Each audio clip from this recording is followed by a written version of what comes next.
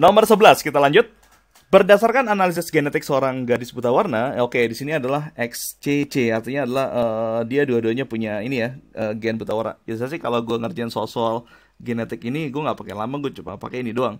Artinya kalau ini artinya punya gen, dia menderita buta warna. Kalau ini cuma punya satu gen carrier, kalau ini adalah yang normal. Oke, ini gue tulis dulu supaya buat patokan. Soalnya ngerjain dengan cara gini tuh lebih gampang, otak kita lebih nerimanya lebih simpel gitu. Dibandingkan harus ditulis gen-gen resesor sama dominannya. Ini adalah mutan. Jangan lu anggap X-Men ya, mutan tuh jangan mikir X-Men terus. Oke, sekarang kalau tadi lu lihat di soal sebelumnya, oke, gue liatin soal sebelumnya.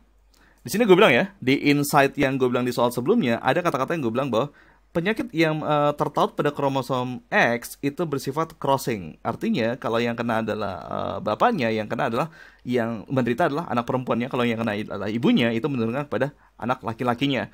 Sekarang kalau gue lihat di nomor 11 di sini, berdasarkan analisis genetik seorang gadis, dia buta warna. Berarti harusnya seorang ayah yang punya genetik, kita akan menyimpulkan bapaknya harus buta warna. Kenapa? Kita lihat coba.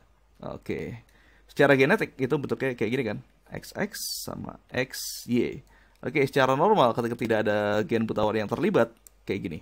1:1 rasio laki-laki dan perempuan. Sekarang kalau misalnya gue bilang gini, anak perempuannya, pilih deh satu anak perempuan yang, oh ini agak salah nih, sorry. Ini X years. Pilih satu anak perempuan yang mana? Yang ini deh, ya, oke yang ini. Dia menderita buta warna. Dari mana yang X1 nih? Ini dari sini kan? Nah ini, yang ini akan menyumbangkan X yang ini kan? Berarti dua-duanya harus berkontribusi, ya nggak? Ibunya carrier, bapaknya adalah yang buta warna. Kalau bapaknya nggak buta warna, misalnya kita bilang, oh bapaknya nggak buta warna, berarti anak perempuannya ini tidak menderita buta warna. Dia hanya pembawa sifat buta warna. Di sini kan, X, ini kan. Oke, berarti untuk menjadikan anak perempuan ini buta warna, ayahnya harus ikut buta warna juga di sini. Berarti jawabannya di sini adalah cari yang XY, C besar atau C kecil? Yang C kecil, karena C kecil itu resesif, biasanya membawa sifat buta warna. Oke, kita lihat di soal yang mana coba. XX jelas salah, jelas kan yang disebut ayah ya. XY.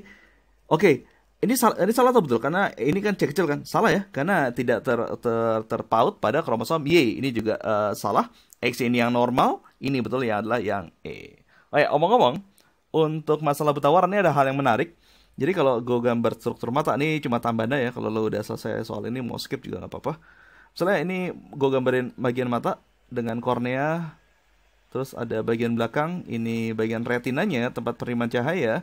Kan normalnya gini kan, cahaya masuk di kornea, lalu ada iris yang mengatur masuk kuatnya cahaya, dan oleh si vitreous humor difokuskan pada daerah ini kan, bintik kuning atau daerah fovea lebih tepatnya.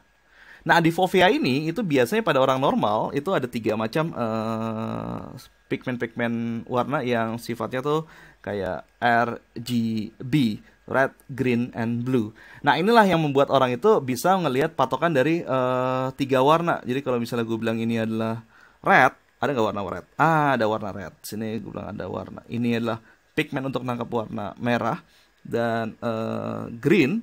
Ini pigmen untuk nangkap warna biru. Jadi sebenarnya spidolnya ini nggak bagus di software ini ya, software Windows Journal ini untuk rekaman.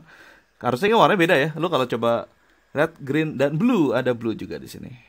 Nah harusnya tiga-tiga ini bercampur. Harusnya warna-warna yang di antara ini tuh bisa jadi gabungan, membuat semua orang bisa lihat warna yang kita lihat sekarang. Tapi ada buta warna sebagian. Misalnya ini si blue-nya jadi yang bermutasi rusak. Berarti buta warna sebagian dia nggak bisa lihat warna-warna di daerah sini tuh nggak bisa lihat, dan di sini juga nggak bisa lihat. Warnanya hampir sama. Tapi ada juga yang total hampir semuanya rusak, jadi ngelihatnya adalah black and white. Nah di sisi lain ada orang-orang yang punya kemampuan bukan red, green, blue. Orang-orang, nih gue baru baca di majalah Scientific American atau Discover Magazine ya, gue lupa.